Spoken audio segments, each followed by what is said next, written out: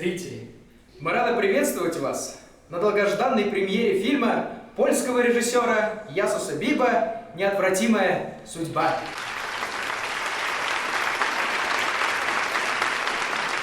Еще недавно мы не знали, состоится ли когда-нибудь эта премьера в стенах Royal Palladium. Увидит ли этот зал зрителей еще хоть раз? Как развернется судьба этого места? Но мы имеем возможность находиться здесь и быть уверенными в сохранности этого театра благодаря находчивости и смелости юной девушки, частного детектива Нэнси Дрю. Так давайте же все вместе ей поаплодируем. Нэнси!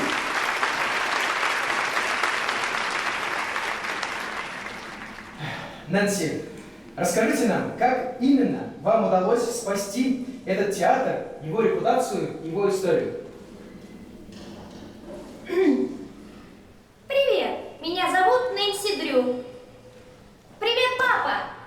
Я написала письмо о своем последнем расследовании, и сейчас я могу его тебе прочитать.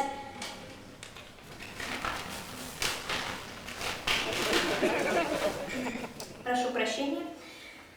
Дорогой папа, ты не представляешь, чем для нас обернулись поиски работы для Неда. Дело в том, что он очень тяжело переживал тот случай, когда ты выгнал его из спа-салона со словами, что он стерва и должен найти работу. Бесс, включай проектор! Вот ты где! Ну вставай, что-то разлегся. Карсон, что вы здесь делаете? Иди отсюда. Иди. Уже найти работу! Вы бровки! Стерва какая!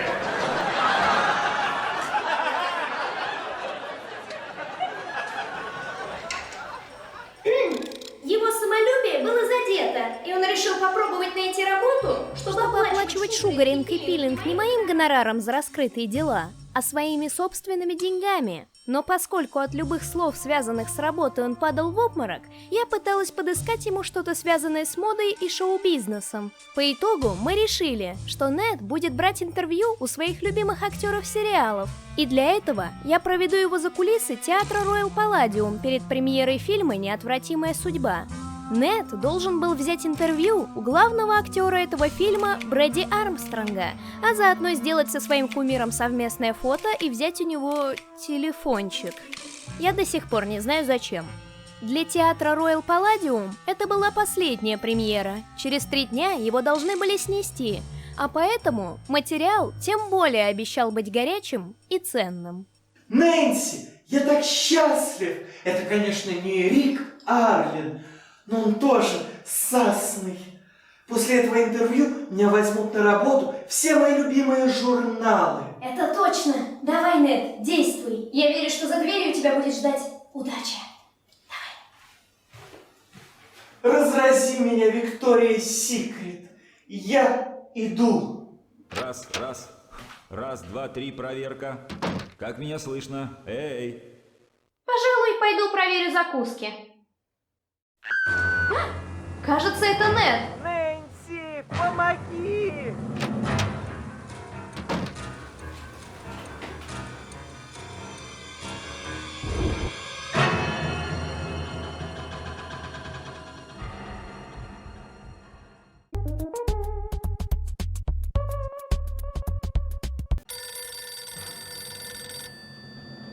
Алло? Слушай внимательно. Если театр уничтожат, парень тоже погибнет. Что? Кто это говорит? Алло? Алло? Что же это получается? Новое расследование? Нет, подождите. Это что же получается? У меня, у детектива, у Нэнси Дрю только что из-под носа увели парня? У меня? У детектива? Из-под носа? Да неху... Слушайте меня сюда. Либо вы мне немедленно возвращаете моего парня, либо я вас до смерти задедуктирую. Я вам вещдоки через такие места запрофилирую, что потом никакой эксперт-криминалист их оттуда не достанет. Вам понятно? Говорит Джозеф Хьюз, смотритель. Мне нужен Брэди Армстронг. Он обещал быть в гримерной. С кем я говорю и почему вы так взволнованы? Ой. Так началось мое новое дело. Дело о похищении Неда Никерсона. Мои попытки выяснить у персонала, что за вышедший из-под контроля пранк тут происходит, не обвенчались успехом, а полиция так и вообще оказалась на редкость бесполезной овощебазой. Они мне не поверили и сказали, что выдвинутся на поиски только через 24 часа. Да и то, если я предоставлю им доказательства насильственного похищения. Учитывая всю неразбериху по поводу сноса театра, это больше похоже на розыгрыш. Розыгрыш? Через 72 часа здание театра будет разрушено. Это не повод для шуток. Вы так считаете? Считать будет бухгалтер, а я вас ставлю перед фактом. Мы не можем ждать 24 часа. У нас есть стандартная процедура, мисс Дрю. Конечно, если вы не представите какое-нибудь доказательство того, что вашего друга увели силой. Ладно. Я наковыряю вам доказательств. Я умею в дедукцию. Как вам такое? Хорошо. Хорошо. До свидания. Я впервые в жизни не почувствовала радость от предвкушения работы. У меня было ощущение, будто бы меня развели как девчонку, провели как школьницу, обманули как конченую лошмару. Да это же надо, чтобы прямо у детектива на глазах похитили хрупкое беззащитное существо, принадлежащее детективу. Эй, ты, поклонницам в гримерную нельзя. Но раз ты такая целеустремленная, то твой покорный слуга согласен дать тебе автограф. Что скажешь? Прошу прощения. Вдохни поглубже и ущипни себя. Потому что перед тобой Брэди Армстронг собственной Извините, персоной. заткнитесь. Значит так, здесь только что произошло похищение. Похитили моего парня, он точно все еще в театре, и нужно обыскать все вдоль и поперек. И прошу, займитесь этим прямо сейчас, иначе вас ждет неотвратимо хуевая судьба. Вам все ясно? Ясно. Вообще, ты знаешь, меня трудно разозлить. Но в тот день я вдруг осознала для себя, что когда дело касается моей дедукционной чести или личной жизни, во мне просыпается жажда крови. Я была так взвинчена и раздражена, что меня, наверное, трудно было узнать. Я поднимала ящики, которые были тяжелее меня раза в 3, чисто на энергии собственного раздражения. Я наорала на какого-то активиста в холле, в общем-то даже не разбираясь, кто он, что он и зачем. На нервной почве я поотдирала жвачки от сидений и повыкидывала мусор ко всем чертям. И довела до нервного срыва, представляешь, игровой аппарат. Леди и джентльмены, подходите! Ха-ха! Найдите пикового туза! Поздравляем! Вы превзошли волшебника! Ну-ка дай сюда. Вспышка. А чё только одна? А если похитителей больше, чем один? Мне нужно больше вспышек! Больше вспышек! Больше, больше, больше, больше, больше! И джентльмены, подходите!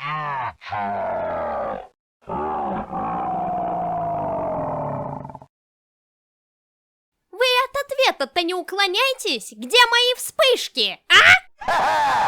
Стараясь не наводить суеты и не сеять панику, я пробежалась по всему театру и изучила обстановку. Оказалось, что на момент похищения театр был закрыт, а соответственно все, кто находился внутри, были моими главными подозреваемыми. Это были приторный как крем в сахаре актер Брэди Армстронг, его двинутый на карьере агент Симона Мюллер, активист и защитник театров, ну и просто странный парень Николас Фальконе, и Джозеф Хьюз, смотритель кинотеатра и очень добрый человек. Джозеф, пожалуй, единственный отнесся к моей проблеме серьезно и соглашался мне во всем помогать, дай бог ему здоровья. Брэди Армстронга я подозревала меньше всех, так как, во-первых, красть своих интервьюеров довольно тупо, а во-вторых, подозреваю, что Нед за дверью кричал бы по-другому. Ой, Брэди, вы что, меня крадете? Тогда будьте со мной понежнее. Это мой первый раз. Меня сильно утешало, что список подозреваемых был не слишком большой, ведь через 3 дня театр должны были снести, и если бы я не успела раскрыть дело и найти Неда, то его бы раскатали вместе с театром в плоскость, как мультяшного персонажа. А я не люблю мультики, я люблю раскрывать дела! Весь первый день моего расследования состоял из, как это у нас в профсоюзе дедуктивщиков называют, сплошного ППР. Попиздели, разошлись. По-моему, я еще ни за одно свое расследование столько не сидела на телефоне и на человеческих ушах. Наверное, это все были нервы, и мне необходимо было как-то вымещать свой стресс. Знаете что, Брэди? Вы уже у товарища майора на карандаше, а поэтому сознавайтесь. Это вы похитили Неда? Напомни, чтобы я не назначал тебя президентом моего фан-клуба. Не знаю, сколько леопардов вы уже похитили, но на моего котика вы посягнулись. Зря. Отдавайте. Слушай, дорогуша, а в тебе что-то есть. Не хочешь стать актрисой? Сейчас популярны волевые девушки. Правда? Конечно, сначала нужно придумать другое имя. Знаешь, Нэнси Дрю так плохо запоминается. Ой, тогда не надо. Я нашла в ваших личных вещах барсучью шерсть, стринги и бумеранг. Вы странный. Вы когда-нибудь задумывались о похищении? Зачем ты копаешься в вещах старого человека, Нэнси? Так надо. Зачем вы носите камуфляжную майку? От кого вы хотите скрыться? От правосудия? Это вы украли Неда, да? Я не террорист и никогда не был участником похищений тех, кто не принимал. Я уже пожалела, что спросила. Оказывается, состояние стресса и взвинченности отнимает очень много душевных сил. Под конец дня я была как сдувшийся футбольный мячик. Плюс мои неуспехи в расследовании за весь день добавляли свои 10 очков факультету усталости и безнадёги. За весь день ни одной улики. Я уже было совсем отчаялась и потеряла надежду, как вдруг... Нэнси, взгляни на это. Косметичка Неда! Кто ее нашел? Брэди. По-моему, это достаточно веское доказательство для полиции. Я понимаю, что вы обеспокоены, но сегодня мы уже не сможем ничего сделать. И вы тоже не сможете. По-моему, сейчас самое время отдохнуть. У вас ведь был тяжелый день. Ладно, но завтра... Спокойной ночи, мисс Дрю. Бля, ты тухлый гондон, говнатый кусок собачьего. Я все слышал, Нэнси. Иди, тебе нужно отдохнуть. Я присмотрю за театром до утра. Я вернулась в отель, в котором мы с Недом остановились, пока гостим в Сент-Луисе. И тут же я отключилась. Никогда еще Нэнси Дрю не была так измотана во время своего расследования. Хорошо, что мне во всем помогает Джозеф. Он хоть и довольно криповатый дедушка, однако является моей психологической поддержкой и опорой мне в этом непростом деле. Я надеялась, что на следующий день мне повезет больше.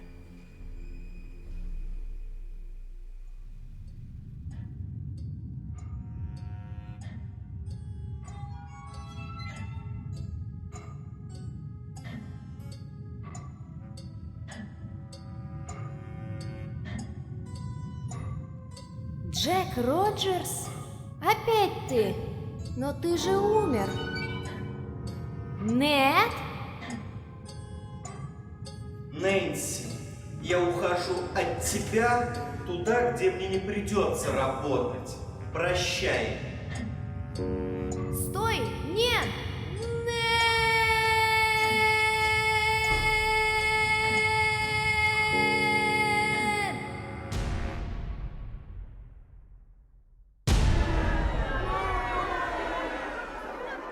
Мало мне было сновидений, так на следующий день в фойе театра уже стоял похоронный венок, который призывал остановить снос. В голове крутилась только одна мысль. Если я не успею раскрыть дело, то хоть на чем-то можно будет сэкономить. О, боже мой! А еще по всему театру уже висели объявления о том, что пропал человек. Не зря я вчера суетилась и рассылала фотографии. Но минуточку. Это еще что? Представляешь, на плакатах все внимание уделяется Брэди Армстронгу. Она все-таки решилась на такой рекламный ход. Это просто невероятно. Разве? Ну, вообще... Симона, это вы сделали? Я вот, между прочим, все померила, и оказалось, что вот 18 сантиметров здесь о Неде, а 12 о Брэди Армстронге. Это что такое? Как вы это объясните? Вы что, хайпите на киднеппинге, да? Фотография на плакате есть. О том, что пропало, написано. Чего же еще? Как вам не стыдно? Вы что, хотите использовать медийную личность, чтобы привлечь внимание общественности к проблеме и сделать ее еще более широко освещенной, да? Вы что, хотите, чтобы у людей появилась заинтересованность в этом деле и мотивация искать пропавшего человека?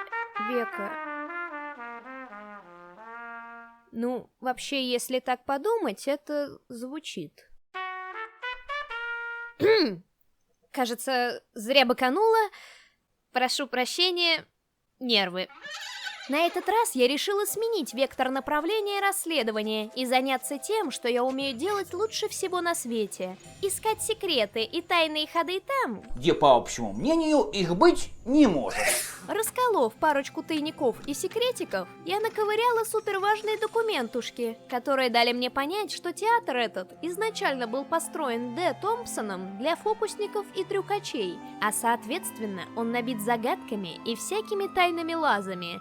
А еще, как раз-таки этот Д. Томпсон в свое время сильно вляпался в жир ногами, заключив пари на круглую сумму не абы с кем, а с самим Гарри Гудини.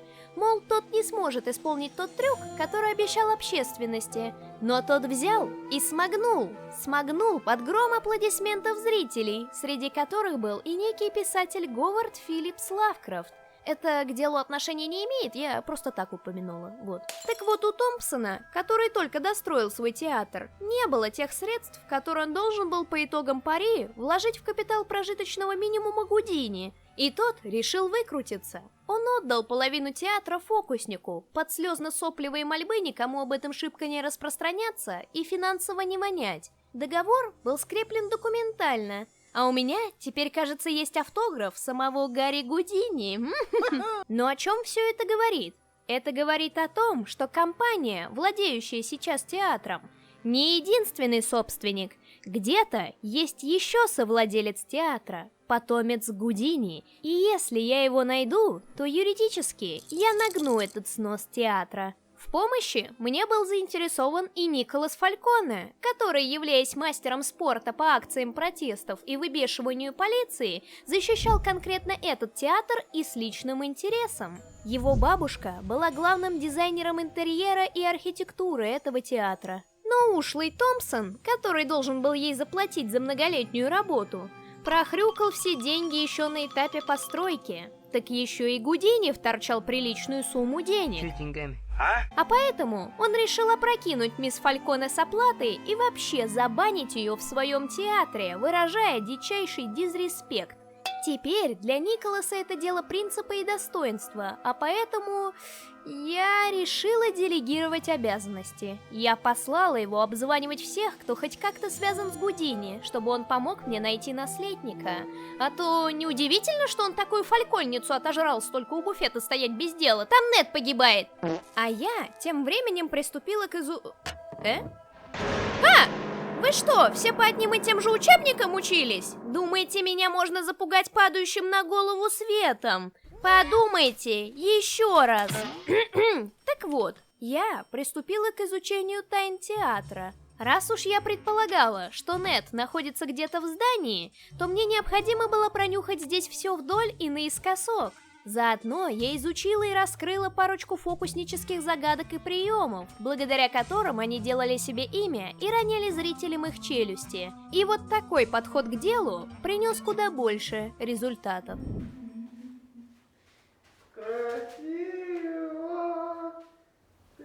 Нед! Нед! Нед! Красиво! Ты ушла!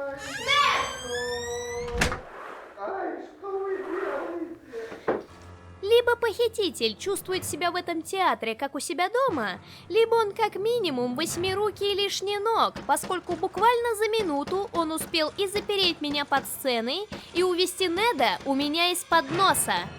Опять пришлось оперативно пользоваться чертогами разума и профилировать обстановку на предмет выходов из этой ситуации или входов в новые.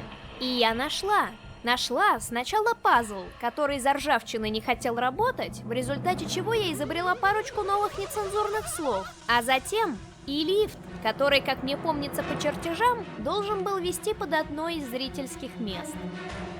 Эй, там есть кто-нибудь? Откройте дверь! Нэнси, скажи на милость, что ты там делаешь? Кажется, стул застрял. Подожди, я как раз смазываю механизм.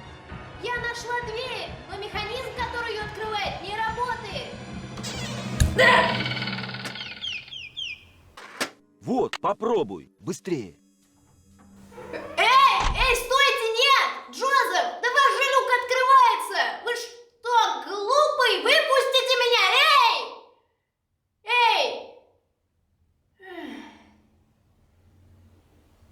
Слушайте, ну это какой-то...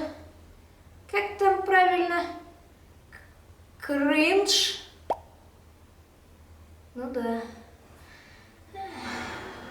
В общем-то, то ли из-за злого умысла, то ли из-за далекой недалекости Джозефа, мне пришлось по-честному вскрывать комнату фокусника.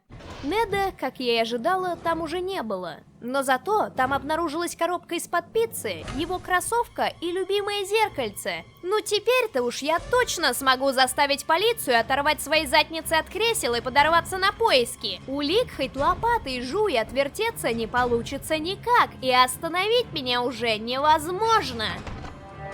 А, Нэнси, привет. Я говорю, остановить меня невозможно! У меня доказательства! Да, доказательства? Где? В пизде! С дороги! Зеркальце! Вы меня понимаете? Он ведь никогда с ним не расставался. И то, что он сейчас где-то там без него, уже заслуживает высшей меры наказания для преступника. Это действительно интересно, мисс Дрю. Вы очень бойко ведете расследование.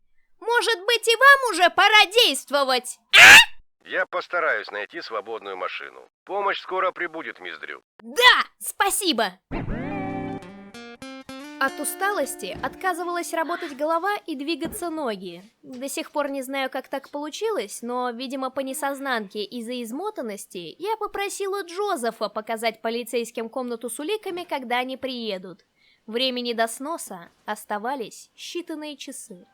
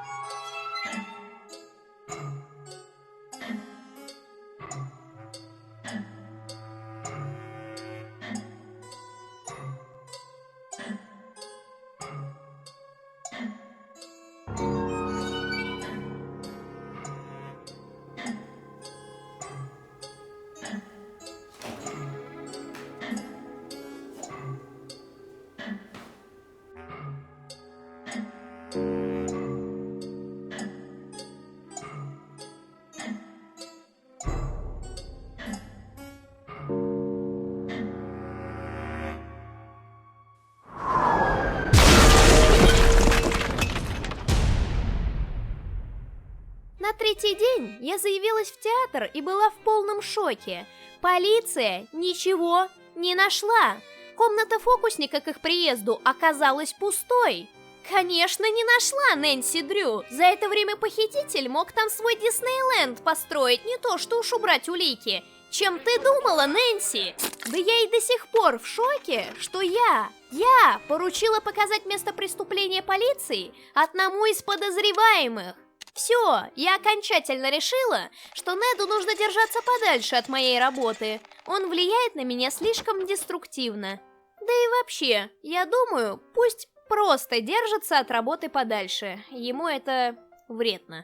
На тот момент я практически полностью была убеждена в том, что виновник торжества Джозеф Хьюз. Но что-то все еще не сходилось. Тогда я порылась в сумке у Симоны и узнала, что, во-первых, мой микроинсульт на почве страха – это ее рук дело, потому что венок заказала именно она. А во-вторых, прежде чем отдать косметичку мне, она со своим питомцем Брэди устроила тематическую фотосессию. Вот сучка! Симона, и почем нынче венки стоят? Хочу узнать, прежде чем вынести вас с разворота. Я все знаю. Вот как? Да, я послала венок. Но я не похититель. Я должна была что-нибудь показать перед камерами. Что ж, возможно, я немного перестаралась. Вас нужно осудить на 50 лет общественных работ. И неважно, похититель вы или нет.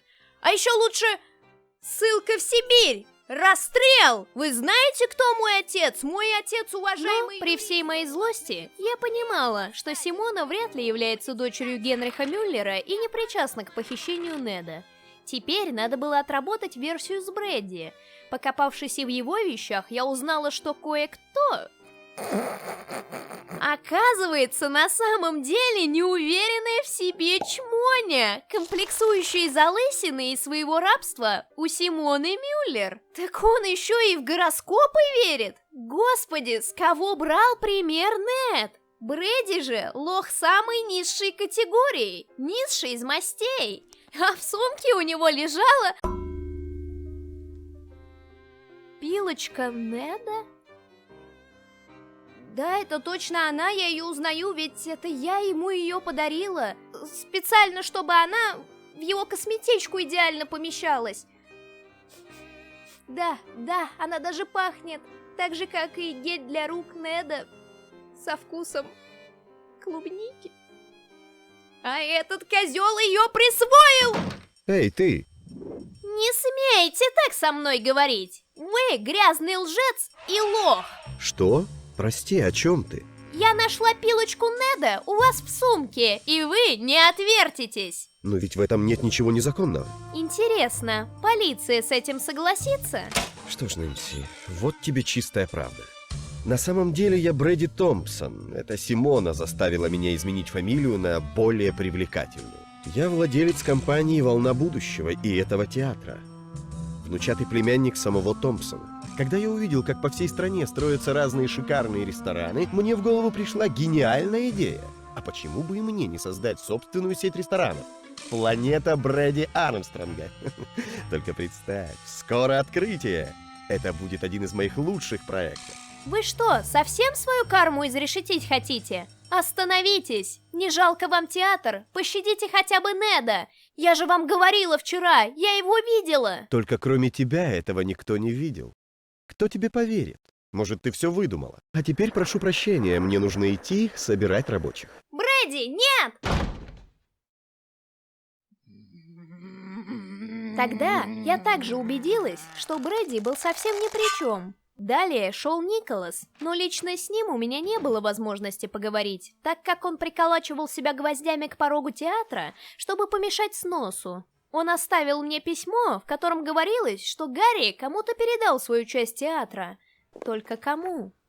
Ой, упала. Прям как $1, надо же. Что это? Раз, 2, 3, проверка. Как меня слышно? Эй! Все.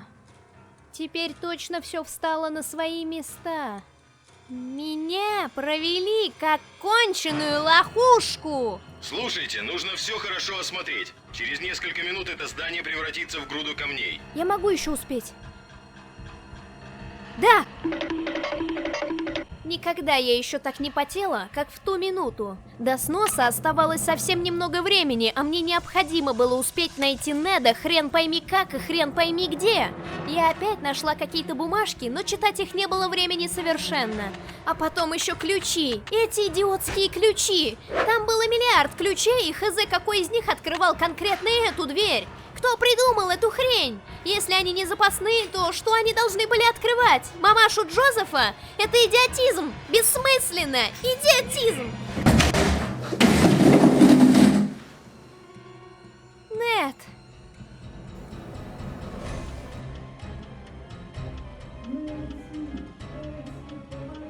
Ты нашелся! Неди Минаж, подожди еще немного, я что-нибудь придумаю, только подожди!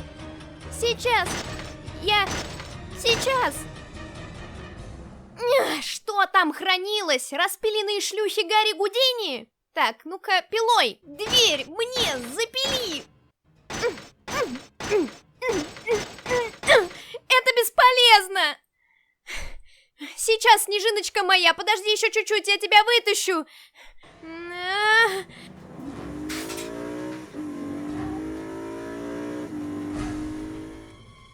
Нужно как-то показать им, что мы здесь.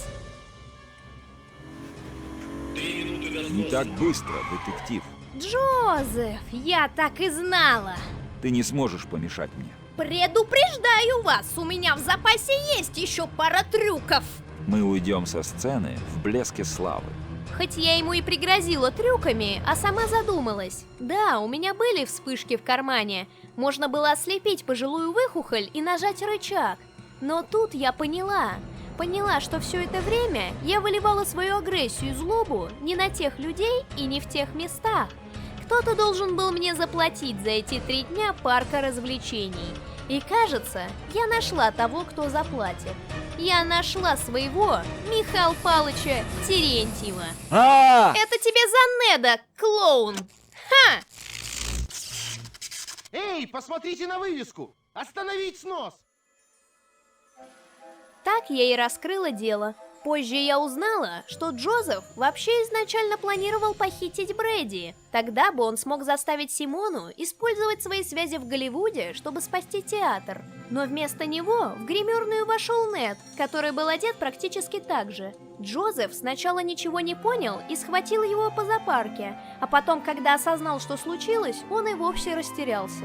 К счастью, Джозеф хорошо относился к Неду. Он кормил его зефирками и печеньками, давал ему крема для лица и пересказывал те серии «Великолепного века», которые Нед пропустил, будучи похищенным. А в тех письмах, что я нашла, говорилось, что Гарри Гудини отдал свою половину театра бабушке Фальконе, дизайнеру, который так и не заплатили за ее работу. Когда Брэди узнал, что часть Роял Палладиума принадлежит Николасу Фальконе, он решил построить свою вкусную точку в другом месте, а свою половину театра он передал историческому обществу. Теперь театр смогут отреставрировать и вернуть ему былую славу. В общем, вот такие вот дела. Не терпится тебе это прочитать. Люблю тебя, Нэнси. Спасибо. Спасибо, Нэнси, за ваш длительный рассказ. Ну что ж, дорогие зрители, а мы с вами наконец сможем приступить к просмотру фильма. Подождите, мы хотим задать Нэнси вопрос. Расскажите про свои другие дела, Нэнси! Да, к черту фильм. Мы хотим послушать Нэнси. Ты супер, не уходи! Дайте нам Нэнси! Нэнси! Нэнси! Нэнси! Нэнси! Нэнси!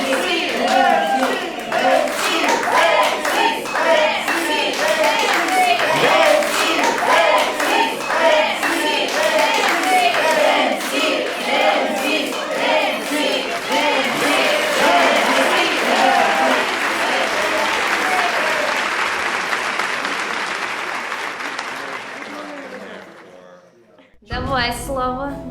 Ой, yes.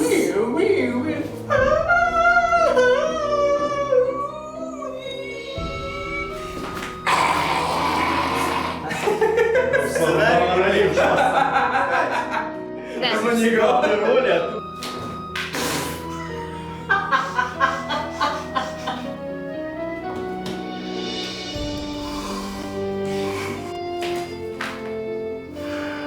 Тебе что было сказано, не смеяться? Отлично же вышло.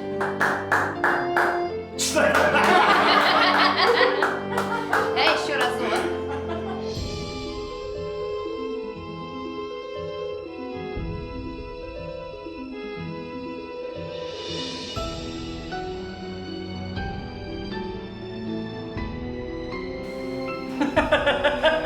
Все отлично. Потому что заржал, и на этом и кончилось.